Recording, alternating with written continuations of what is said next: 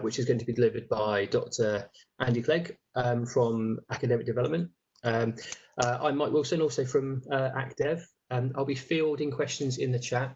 So as we go, if you've got any questions, please feel free to drop them in the chat, and then I'll get them across to Andy when we get natural breaks in the presentation.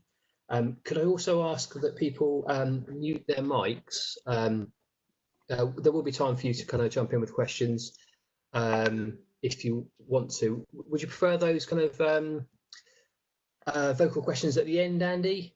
No, if you think it's relevant, Mike, I'll keep an eye on it as well. But they can come if somebody wants to put their hand up as well. Yep. As we go through, just chip in. It's an interactive session. It's a shorter session because it's a bit of a direction tool to resources. So it's designed as an information and get you started workshop. So people can chip in and ask all the way through. It doesn't matter. Great stuff. Okay, sounds good. So put your hand up if you want to ask a question via your mic, or if you feel a bit more shy, put it in the chat and I'll fill those across. So this session is on planning resources for active blended learning, and it's based around the UCL model of ABC learning design, and also features the university's principles of blended learning. So I will just remember to press record, which I think, I don't have the record button, Andy. Do you mind? No, I've done it, mate. It's okay. I just realised that because I booked it. Great stuff. Okay, I'll hand over to Andy for this session then. Thanks. You can see the level of coordination and planning that goes on here is just marvellous. Right, colleagues, a very good morning to everybody. Thanks for coming along. First starter for 10 in the chat. I like to give my staff development sessions a bit of a silly titles to just get people aroused by the curiosity. So I have 2 questions, and this comes in the chat, please. So first of all, which film does the quote "Alfred, let's go shopping" come from? And can you tell me the link to something blended as to why I've actually put it in? And that will come obvious if anybody gets it. And if Mike reminds me, I will give you the answer at the end. So the aim of this session is largely information sharing to start you off. So I'm the plan with this is a part B to the introduction to ABL session. So if you've come to the ABL session that we ran last night, I know some of you haven't, this fits, but if you haven't, just go and come to the ABL session. So it's a bit back to front, but you'll get there anyway. But it's to recap on what we actually mean by kind of like active blended learning. And that was a theme that was quite common through a lot of the sessions yesterday, and is the underpinning principles of delivery for blended and online learning at the university, but also to showcase the resources that we've developed for you to help you start planning ABL activities and what Gilly Salmon calls e-tivities as we go on. Those resources are available to download from a Moodle site that we've actually developed, and Mike is very kindly going to put the URL to that up in a sec so you can actually have a look. We've developed a whole suite of, in addition to the festival, there is now a suite of Moodle resources sitting online, ready for you to go and play with and work through. And they cover everything from the sessions Mike's been running on using the Moodle template. I've designed one on active blended learning. We have ones on student community. We have ones on EDI. We have ones on online assessment. So they're sitting in the background. So my job today is to just signpost you towards those resources and getting you to actually have a look at them.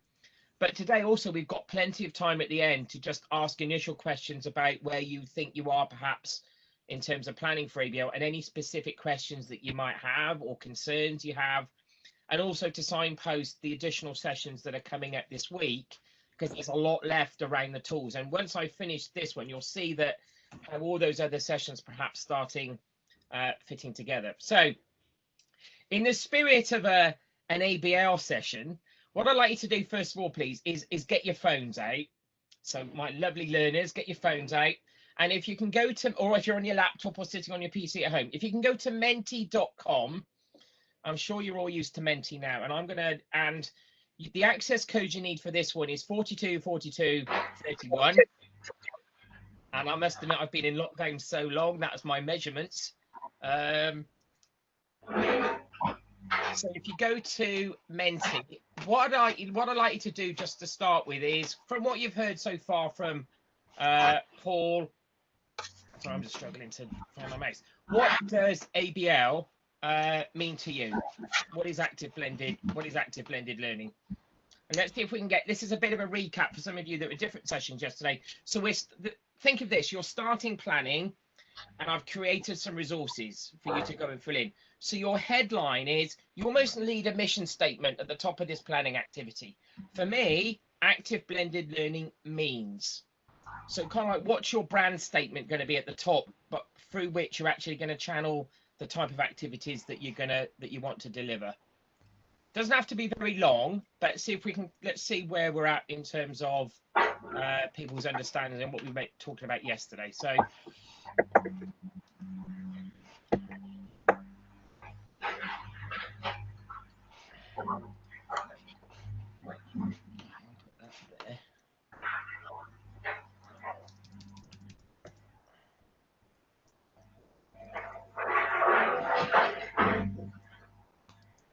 can I just also ask if people could make sure their mics are muted, please? Because I'm just picking up a little background noise, which will impact on the quality of the video at the end, if that's okay.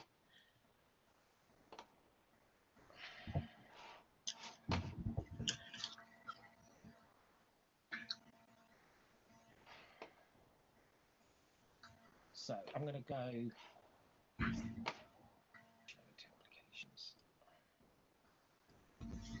Right, so hopefully you're seeing the screen now with the responses actually coming in. So we're beginning to think about, if we relate this back to, let's talk about the UK PSF. So the areas of activity for fellowship. At the moment, we're in that A1 bubble. We're not talking about what we're teaching just yet. This is all about A1.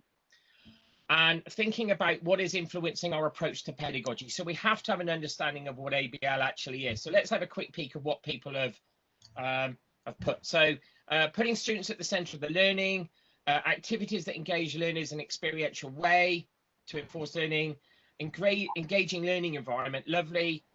Putting students to go both online and face-to-face. So in the planning, absolutely below, deliver teaching in a synchronous and asynchronous format. So we need to think about the balance on that. Meaningful interaction. So again, there is a tendency this week that we're going to show you lots of tech, and hopefully if you've been to some of the sessions already, you've had your appetite whetted by H5P and others. But when we start planning, it's really important that you are driven by the pedagogy first more than anything else. So you are constructively aligned. The activities that you start thinking about relate to the learning outcomes, and that's supporting your subject content that you're going to put in, and it's going to support the assessment at the end. So I'm just picking up I need to cancel that. Right, there we go. So thank you for putting these. So you're on your way. Students take part in activities, e-quizzes. So Salmon calls these e-tivities, the types of exercises that you actually want to include in the work. Students learn through a variety of activities. So brilliant. Okay, so we're on our way. So that's your headline. So in your head, when you start planning, we're beginning to understand, and right, this is what active blended learning means to me. I'm just going to try and get back to my PowerPoint. Where am I? Sorry, juggling between a couple of.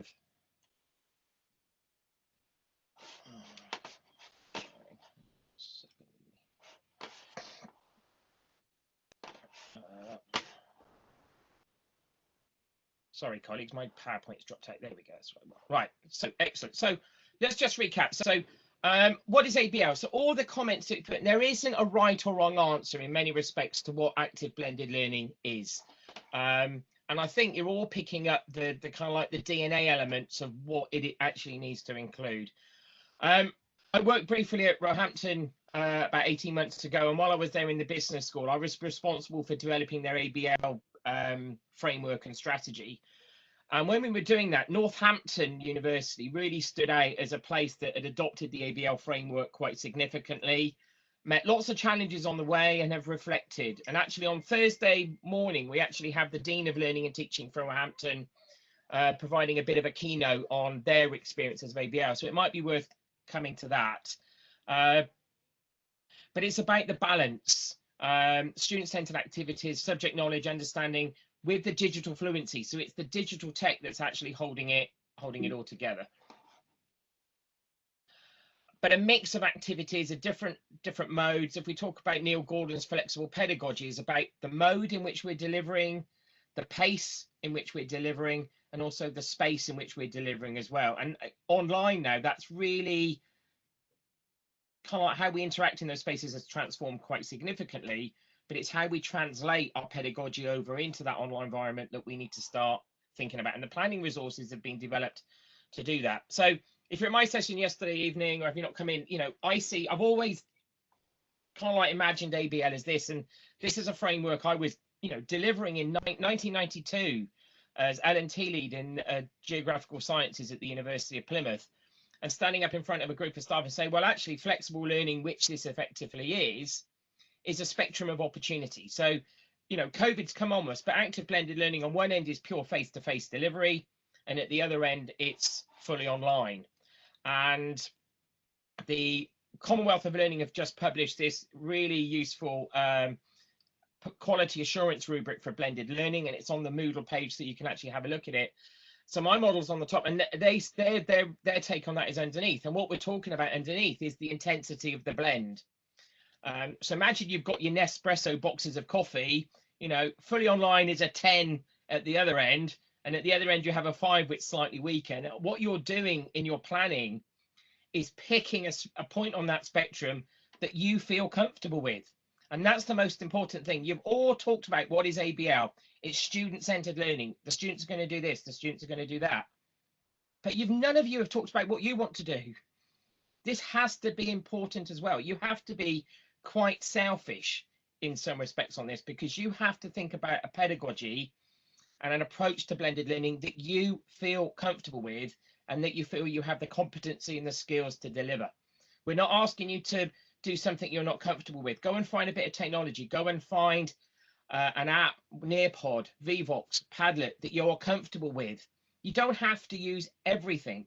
In fact, the students would prefer it if you concentrated on a couple and used those in a variety of different ways. Padlet is a fantastic example of things that you can do with. But I was thinking about this last night from a comment somebody made. Padlet is like an egg.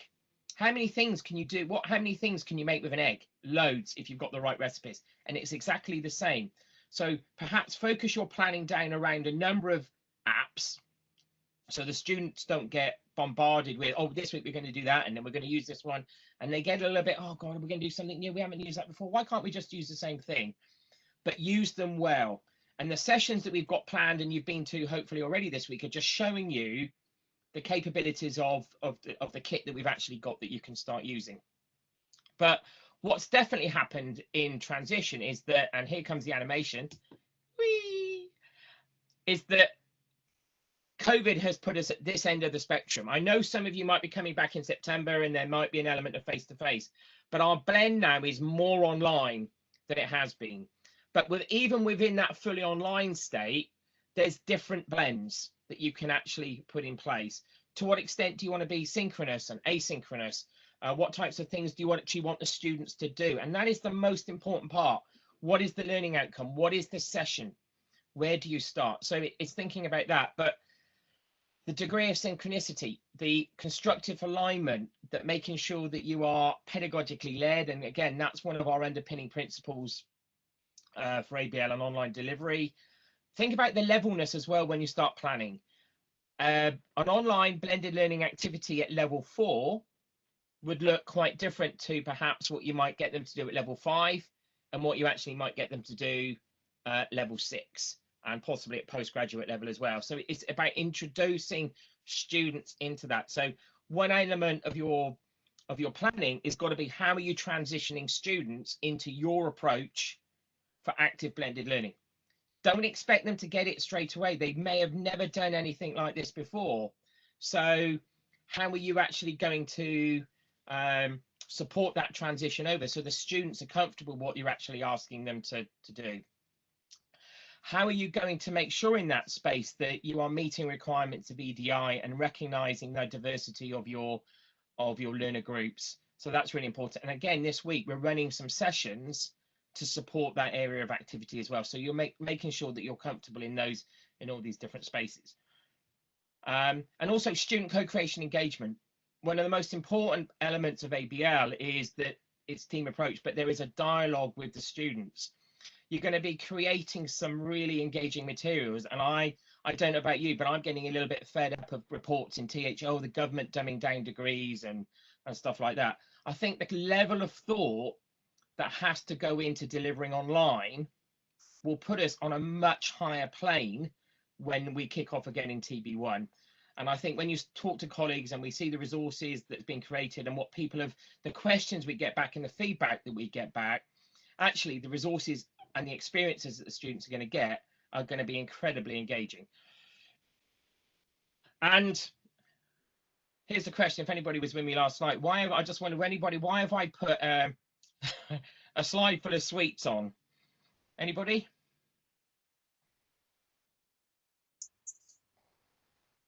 I know. Oh, yeah, I would hope so.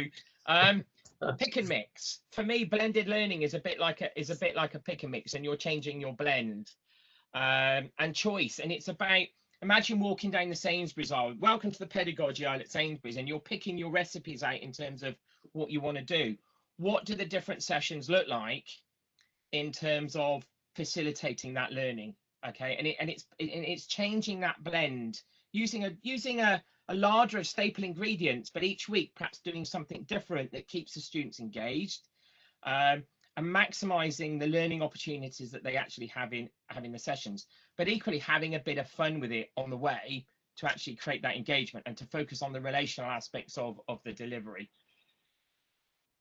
And again, underpinning that, like I said at the beginning, is how it all relates back to our principles for online and blended learning. So the other thing I think is also important, and this relates to some of the activities that we've developed, is think about when you start planning, and again, I'll show you the resources in a tick, what is it we're actually trying to do? And again, the Moodle, the way that we've developed the Moodle site and with all the labeling it fits into this in my mind, because it's about what do you want the students to do, perhaps asynchronously, establishing that knowledge base and their understanding. You bring them in, you perhaps deliver some synchronous activity to strengthen that knowledge, and the way that you can then, after the session, start thinking about knowledge information, evaluating knowledge information, using knowledge checks around that. And Mike, what I was trying to get at here, it fits nicely into the way that the Moodle template page has been structured. Do you just want to mention that for anybody that's not been to your Moodle template session yet? Yes, yeah, I'll give you a brief rundown of that. So the Moodle template is based on the blended learning methodology of flipped learning. So the idea being that in any given week you have 3 topics. One is the weekly introduction, the second is the group collaboration activity, and the third is for further reading and stretch activities.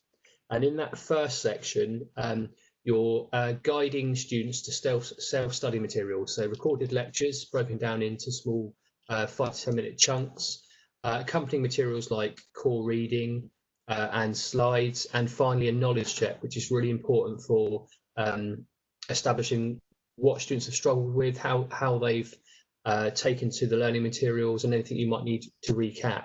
In that middle section, we do a group collaboration activity, which in the first instance would be online using technology such as WebEx or Google Meet. It's very much synchronous and live, but also it gives us the opportunity to adjust the blend when we can actually do face-to-face sessions.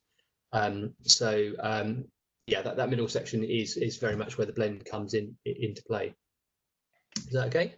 Yeah, thank you, Mike. So the idea is that all the resources that we created and all the stuff that we're offering this week in the festival is all kind of like a holistic package. It's like a big jigsaw puzzle. So the more pieces you can start putting in, it creates a really nice big picture of the support that we're actually offering. And hopefully then the aim of the week and all the resources to actually give you the confidence to go away and start engaging. And I think that's where the spectrum of, for me, ABL comes in, because I'm conscious that you might sit back at the end of the week and find the whole experience a little bit overwhelming. It's like, blimey, there's so many things I can do.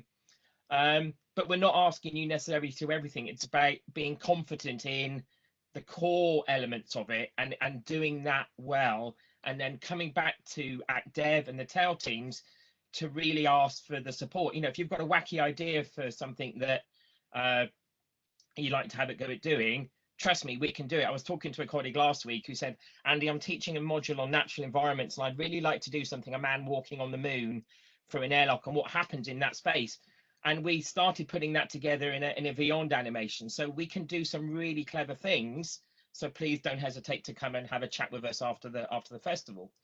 So if we move on, so like I said, Mike's put the link in. So we've got these Moodle pages for you to go and look at. So after the session, please go and visit them. I've put one together on active blended learning, and that consists of 2 interactive workbooks. The first one is all about ABL, and there's some few quizzes in there, and they've been designed as if they were an ABL module to give you an example of the kind of activities and how to structure the kind of resources that might be. And mine have been particularly designed as an asynchronous format.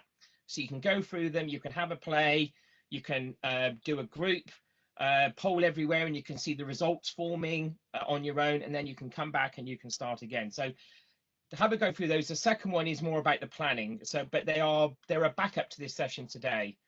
So we've created some resources. So I've put together a planning sheet and an interactive PowerPoint, which I'll demo in a minute. But just to give you a bit of context for those, to help you understand that from a planning perspective, we've dropped on and cannibalized the ABC for Learning design resources that's been developed at UCL. And they take advantage of L'Oreal's 6 learning styles. And again, if you've not come across these, I'm not going to go into these in depth because it's covered on the online resources, but effectively 6 learning styles that you go through.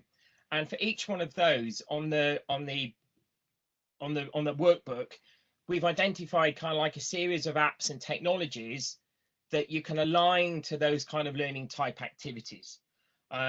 So the idea of the planning resources is to get you thinking, right, what do I want to do? What kind of learning activity do I want to use in the session? So in one way, we're introducing another kind of blend, because it's the blend over the course of a module, what type of learning activities you actually want the students to engage with at different points. And then on top of that, it's the blend of the type of technologies that you might actually get the students to start using within those contexts of those different learning types. This is all fully explained in the module activities. There's supporting videos and different resources that we've actually brought in. So if you work through those, this becomes really self-explanatory to guide your planning. And it also reflects, again, this is in the book, Salmon's 5 model for online learning. And again, I'm not going to go in detail here because we've embedded it in the activity, but this notion of drawing students in at that first point, giving them the access and the motivation to engage, getting them working together as a group, the online socialization. So that relates nicely to the resources and the Moodle pages that Stuart Sims has put together on student co-creation, sharing and evaluating and using that knowledge, and then actually using that to develop learning with the students. So what we've developed has been contextualized to help you develop. So I'm going to be brave now. So the first resource that we've created for you is just an ABL planning sheet. And I'm going to try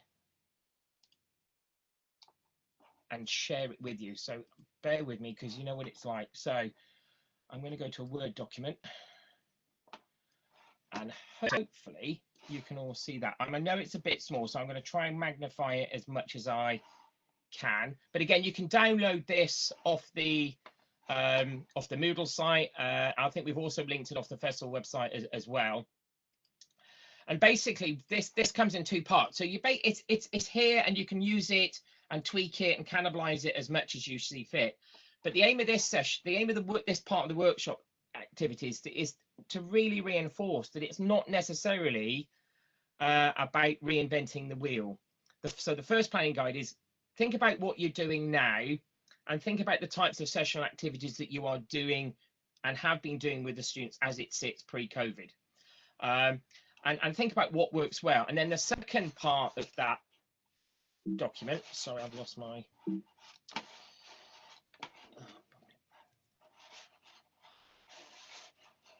document, sorry, my mouse froze for a second there, is thinking about for the learning outcomes that you've got and the relating sessional activities that you have above, what could you do? What components? You look on a week by week basis, and you consider, right, what am I doing? Of those elements, what could I possibly switch to an asynchronous format? What could I flip? What would be a really good fit to go blended, to go asynchronous? And you can think about developing those activities like that, and then you relate it to the Moodle template and how you can structure activities around that. You might then say, right, I actually want to introduce an element of synchronicity in that. I want them to bring them back. What would that look like? So it's just a planning tool to help you start doing a shopping list of, right, what do I need to put online, asynchronous activity? What resources do I need for that? What support might I also need for that? And what perhaps might I do in a more synchronous format? It gives you a bit of a shopping list and a template to start planning. But also, if you fill this in and you come to ActDev and the TAL team for support, it actually gives us a bit of information to help inform that planning process with you, so we can actually see what it is you're actually trying to achieve. So have a go at downloading that and filling that in. The second one, and again, I'm going to be brave and see if this will swap over. So I'm just going to possibly, bear with me for 1 second, because I've got to drop out of one PowerPoint and to another. So if I click that, and I'm just going to make sure you can see that.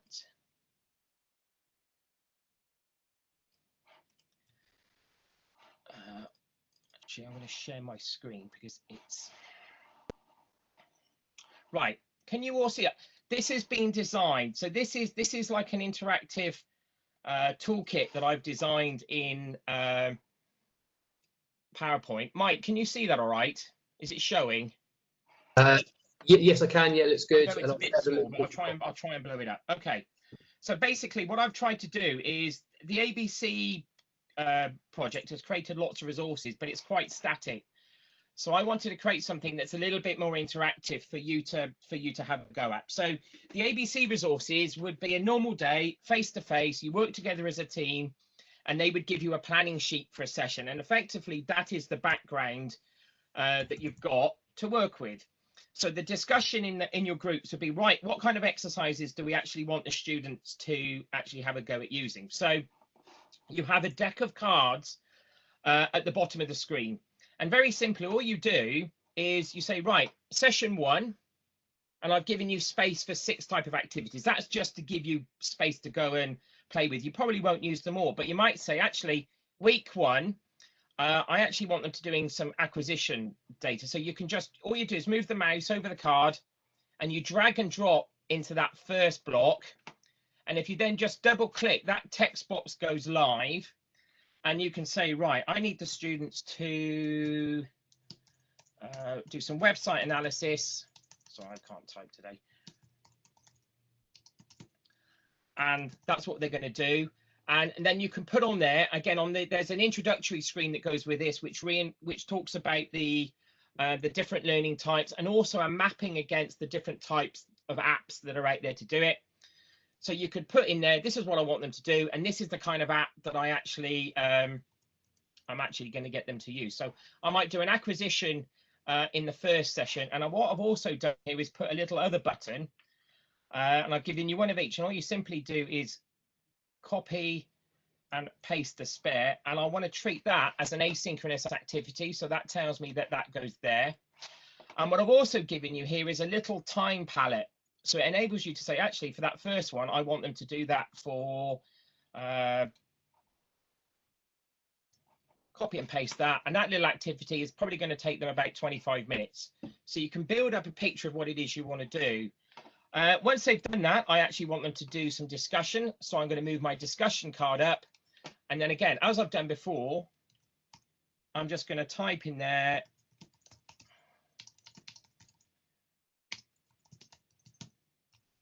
Oops. What is you actually want them to do. Okay, so I have put in about 7 slides. So you've got 14 sessions worth of space to go and play with. So it runs in it runs in the editing mode. So don't present, or else you won't be able to move things around. You can download this off the Moodle page. You can do it individually. You can start working on it. If you drop it on Google Drive, other colleagues will be able to come in and actually share the same workspace. So you can actually start developing an overall picture for what a module could actually look like collaboratively. And I think one of the lessons from Northampton, and one of the key elements of one of their principles that they came up with, was that the team working element around the design was really important. And I think it came out yesterday at the tea. If anybody was at the tea at 3 yesterday, it came out that share your ideas, share your planning with other colleagues to sound it out. In fact, I was just watching an online video back this morning, and it also said, when you start planning, think about your learners, and how they would feel. And I wrote down 4 key words that came out of that presentation this morning, and it was these, and I think they're really relevant. So your learner who won't see you is sitting at home. Imagine how they feel. So are they comfortable? Do they feel isolated? They probably will do, because they haven't been on campus for a while. Are they feeling lonely? Are they confident with what we're actually asking them to do? Are they familiar with the concepts? Are they familiar with the technology that we're actually going to ask them to use? So in many ways, it's, we've been there. We've sat at home for the last 4 months, getting used to online working, and I'm sure you've all felt a bit lonely and a bit isolated at times. And it's taken us a while to develop the confidence to use this technology. I can remember the first WebEx session I did probably back at the end of March, and you'd like to think that you're pretty savvy with this sometimes. And I actually sat down after the session and went, 6 out of 10, young man, you can do better next time. And it was the first go, and it just actually, gosh, it was a bit more involved. And even now, when you're trying to share screens around and things like that, you're still sitting there quietly going, in the back of my head, my brain's going, please let it work. So practice makes perfect. But also the other thing with the planning is, I don't think the students necessarily expect perfection. This isn't about producing Oscar level videos and resources like that. It's about creating something through your planning that's pedagogically led and is really fit for purpose, but also really engaging and honest. And I think the students want that honesty. They want the relational. So if you're doing a little voiceover video, don't strive for perfection. If a little one rolls in and you end up doing it with them on their lap, or the phone rings, or the dustmen come, and I'm talking about my experiences here, or something like that, just live with it and apologize, because it's natural, it's normal for the environment that we're actually in. But just enjoy the process, because I've been doing ABL for a very long time in a variety of different institutions, and the fact that you can blend all sorts of different pedagogies together and experiment and play. And I'm running a session this afternoon on recipes for creativity and playfulness online, so you're very welcome to come to that. By pulling all these different ingredients together, you come up with something that's absolutely really cool and really exciting. And if you're motivated by the planning that you're doing, that sense will go over to the students, and that you will start getting that reciprocal relationship back and that feedback. And maintaining that dialogue with the students is an important part of what we're actually trying to do.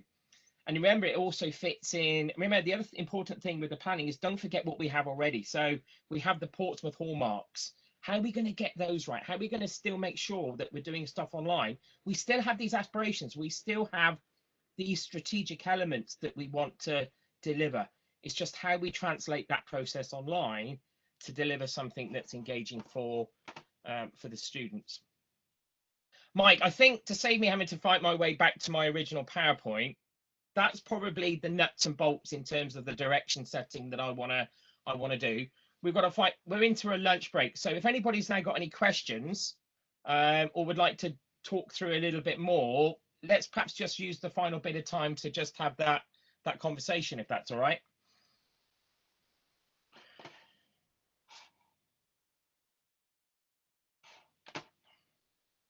And I'm going to see if I can. Yes, it was. That's perfect, because that takes me back to my.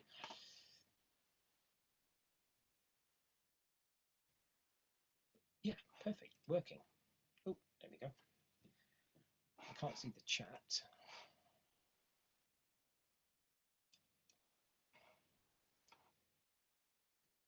Right. Should we, you can also hear me, right? So let's see if we can do Sean's question. Do you think there is an ideal blend of synchronous v asynchronous? Ooh. Sean, what do you think? Would you like to unmute? And I'd like to hear what, perhaps before we tell you our perspective, what would you give to that answer?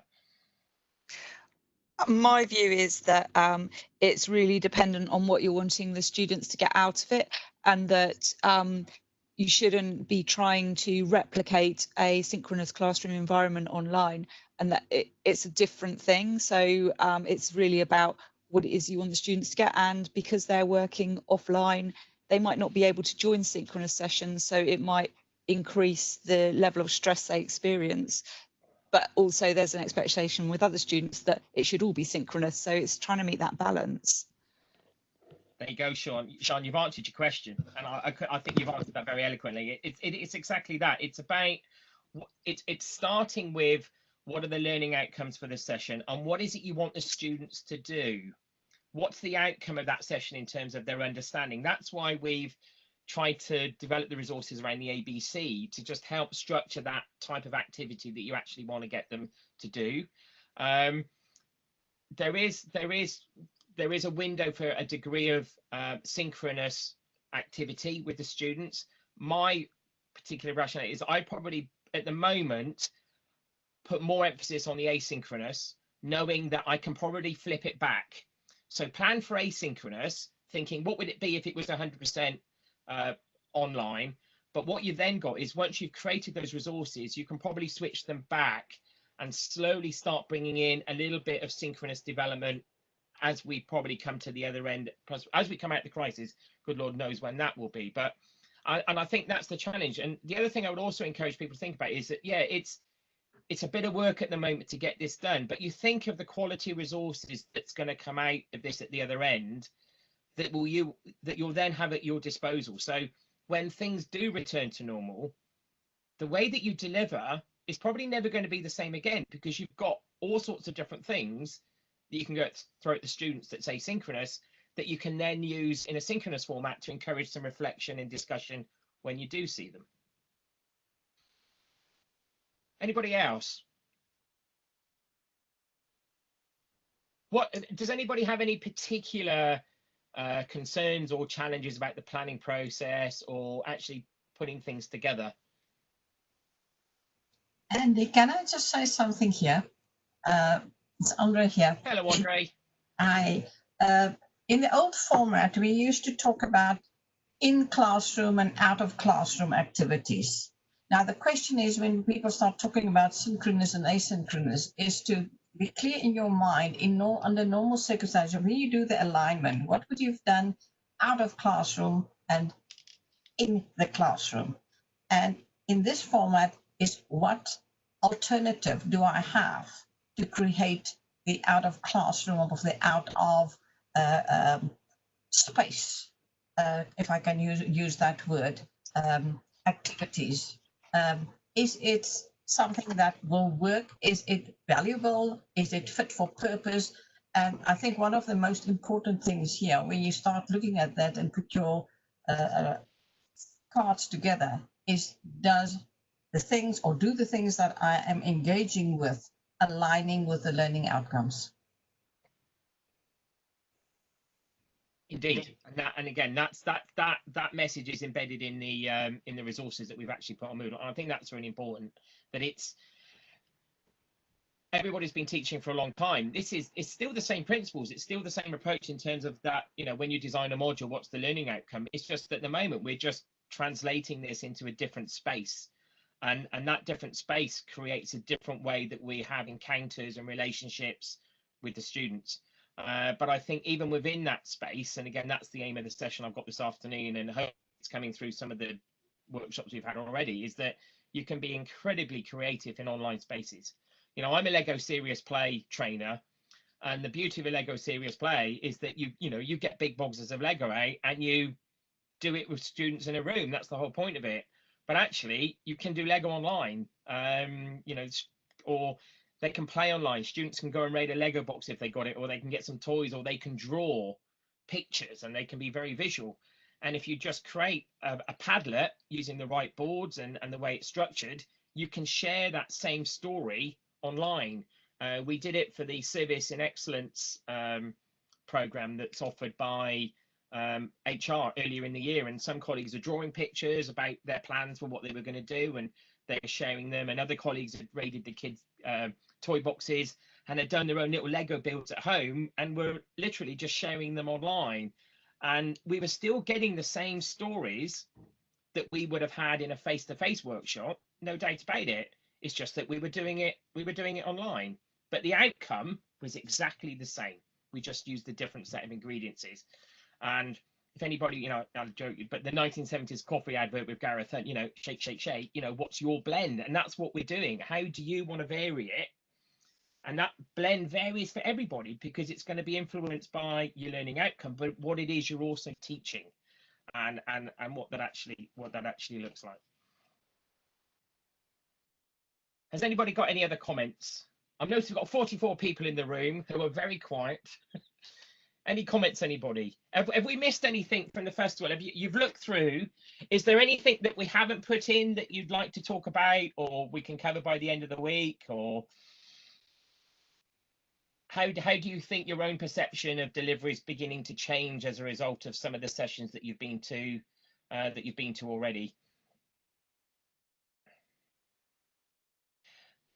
Greg, thank you. Good question. Right, how do you bring along the poorer learners and mitigate the risk of losing people along the way of transition to ABL? How do you bridge the gap that exists between those who accelerate? Right, that is a very good question. Poorer learners. Okay, I think, and Mike, feel free to jump in this one, but I often, this is my analogy sometimes of my learners. And being this system, imagine you're on a motorway and you've got some learners that are in the outside lane and they've gone, bye, we'll see you there. You've got some learners in the middle lane that are tootling along and they will get there in the end. And you've got some learners on the inside lane. In fact, they're still in the service station because they haven't left yet, because they're not confident enough to start that journey. So the challenge with our learners is wrecking that diversity of different types.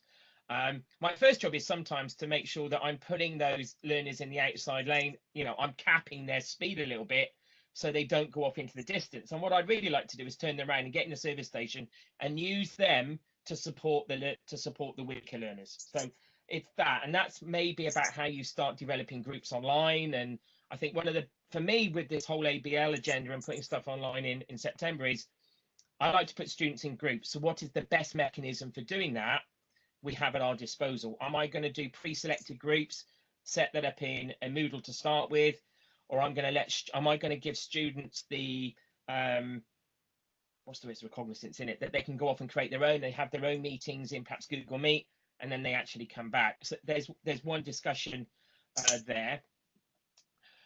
Sorry, my brain's faded. Where was I going next? But bringing those poor ones. But it's about creating. If you've got asynchronous resources, it's the timing on that with clear instructions. So, for example, I ran an ABL session last night because we had a problem in the morning, and it was based on one of the activities. So if you look through the activities that we've created, I think the very nature of the activity that I've created will perhaps show you the answer to that question, because where I've introduced a poll everywhere question, I'm conscious people won't know how to use poll everywhere.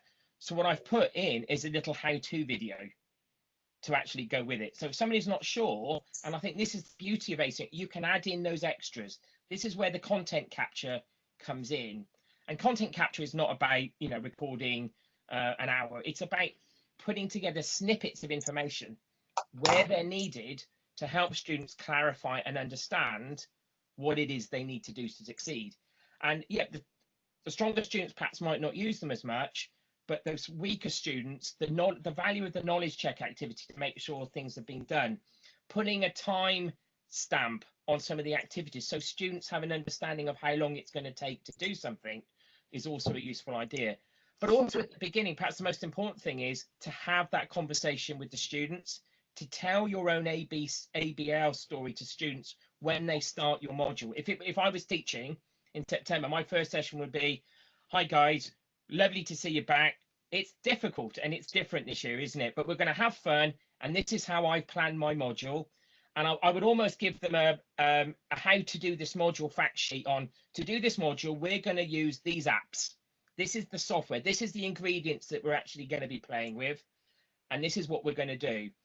And I would probably do a charter in the first session and say to students, look, it's online. What do you want from me to get you through the next 12 weeks? What's going to be really important to you? And I would allow them to collectively come up with 4 or 5 different elements.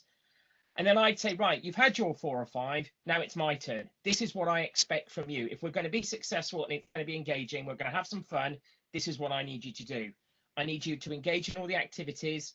I need you to get stuck in, and then I need you to ask for help. Don't suffer in silence. Engage, get the most out of it, and reflect. But create that dialogue at the beginning with the students and create those expectations. And it's amazing what happens when you have that conversation at the beginning. Can I jump in at that point?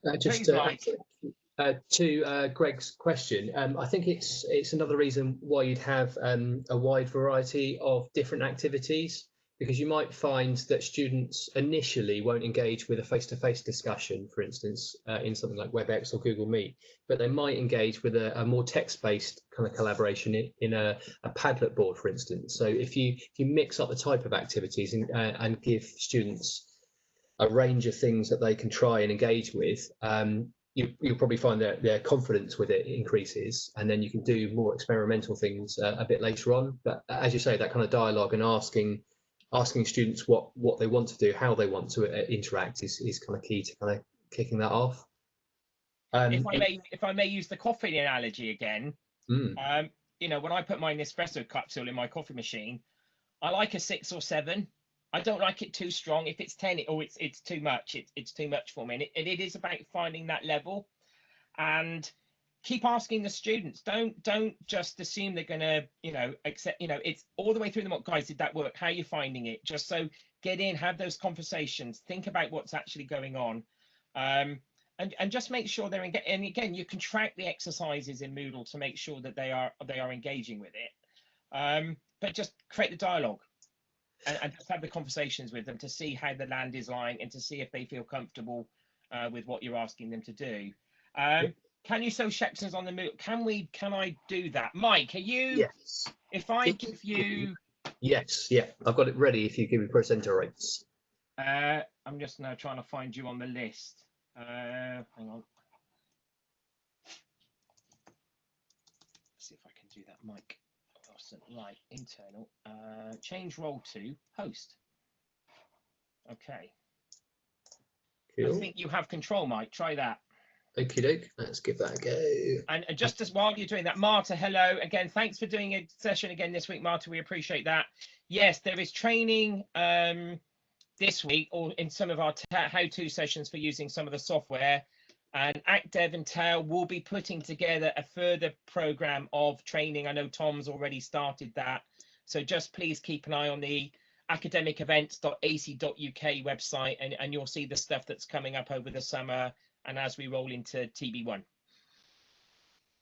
Okay. So what I'm showing now is a preview of a populated Moodle module, which has had the template applied to it. So when you roll over your modules this summer, you'll get the choice of 2 templates. The UOP module template, which is based on flipped blended delivery, or a blank template, which just switches your module to weekly format, because that's really good for delivering online content. But if you have the template applied, which most of you will, you'll see these 3 headings. So weekly introduction, group collaboration activity, and further reading and extension activities. So here are the recorded lectures that I spoke about earlier. So we put those into a Moodle book so we can limit those to 5 to 10 minute chunks. We can put knowledge check questions in between or link to other resources very easily with a Moodle book. And you'll very soon have access to Panopto, which is a really kind of very easy to use, but a very sophisticated recording suite of software. So you record online, you record your your lecture materials, but then you can edit it online as well. So you can split it up into manageable chunks. You can put questions in between, but very, very easily. It really is excellent. So we'd also have accompanying slides, core reading and knowledge check activities, as I say, in this weekly introduction section. So this is what the students do on their own to start with. We make a point of introducing it with a video to make it nice and friendly. And then these group collaboration activities can take kind of various forms. That's really what we're talking about, the different flavors of things. It could be a recorded WebEx session, which students attend live at a set time, but also as a recording available. But it could be a discussion around a case study. It could be a group working task, but it's very much collaborative. It's getting students together, talking to other students, seeing other faces, because the first part of any given week is almost kind of done in isolation. So it's very important to build that community and collaboration. As we say, we've got a load of Moodle courses to support this. So Stuart Sims is delivering online communities and collaboration, which will support this section of the template. I've delivered principles of online design, which gets you started with a template and then leads on to Andy's active blended learning. We've got content on assessment and feedback, equality, diversity, and inclusion. As I said, that there are 6 courses you can take on that, and we've included the link further up in this Mike, chat. could you put, sorry to interrupt, could you just put, is it possible that you could just go to our landing page for the 6 modules? Definitely, yeah. So this is preparing to teach online. So if you visit that link, you'll get the choice of these 6 modules. You don't have to do them all. Pick the ones that fit your purpose, really. If you want to learn more about engaging students in collaboration and co-creation, then go to the online communities and communication. If you want to explore some of the things we've talked about today, active blended learning is your best port of call. And if you want to learn more about the template and how that's applied and used, principles of online design is where you should start. But you don't have to do them all. Pick and choose what you want to brush up on or what you want to improve your confidence with. Okay. There's an entire session on that on the template and the principles tomorrow at 10, and I think we've got 4 other sessions throughout the week. So please come along and we'll explore it in a bit more detail. Lovely. Samir and Mark, that's a really good question. Will students have access to resources to do it? At the moment, Mike, what's the answer to that immediate question? Probably yes. Yes, yeah, I think we're going to spend some time this summer kind of preparing some of those. But yeah, the initial drive is getting resources for academics, so you can get started in designing things. But yeah, there is a work stream dedicated to induction, so I think it kind of falls into that kind of area of work, but we'll probably feed into that as well. But there will be marketing produced induction sites on the university website, so that the kind of high quality produced resources, so they will have access to supporting materials for some of these things. Lovely, because I do know that some of the introductory videos that we've created around the apps are available, so it'd be easy to offer those out to the students as well. So again, please just watch this space, keep up to date with what ActDev and Tel and the respective work streams are doing, and that will be communicated in time. Any final questions, colleague? I'm conscious of the time. It's lunchtime. Any final comments? I take silences. It's lunchtime. So again, can I just thank everybody for coming? Again, the video, we've recorded this session, so it will be online. There are links to the resources on the festival website, so please take advantage of those links and have a look through. Like Mike said, please drop in and out and have a play. And please, any questions, any queries that come out of today or the entire festival, please make sure that you're just in contact with ActDev, our respective details for Mike, me, and the team around. Please, and it is, we like, well, I like wacky. So if you want to do something different and a little bit left field, then come and have a chat, because that's what we do really well. And again, that's my session this afternoon. So I hope you find the resources useful. I would really appreciate some feedback if you get stuck in with them. And again, the planning resources that we got on the Moodle page offer that opportunity for you to put back in some of the things that you've actually done, so we know that we've actually had an impact. So best of luck with it, but please, you'd be absolutely fine. There is some brilliant practice at Portsmouth, and just be creative, have fun, and come and seek help when you need it. And thanks for coming, and look forward to you at the other sessions running during the course of the festival. Cheers, Mike. Cool. And yourself, mate. See you later. Bye. Now I'm going to the host.